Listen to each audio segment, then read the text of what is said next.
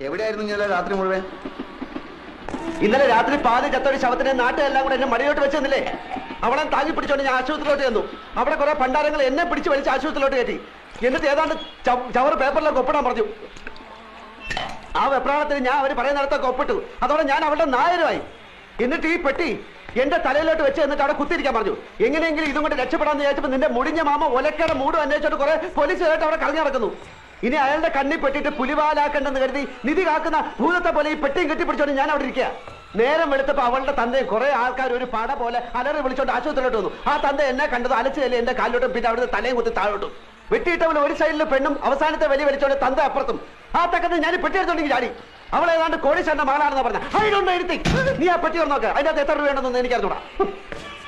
ചെറുതാണെങ്കിലും വിലയുള്ള പെട്ടിയാ. അകത്ത് കാര്യമായിട്ട് എന്തെങ്കിലും കാണാണ്ടിരിക്കില്ല. നിനക്ക് എന്റെ പേരറിയോ? അപ്പക്കുട്ടൻ നായർ. അത് പണ്ട്, ഇപ്പൊ ആൽഫി. ആൽഫി അതെന്തോ തിന്നുന്ന സാധനത്തിന്റെ പേരല്ലേ? അല്ല, അത് കുൽവി.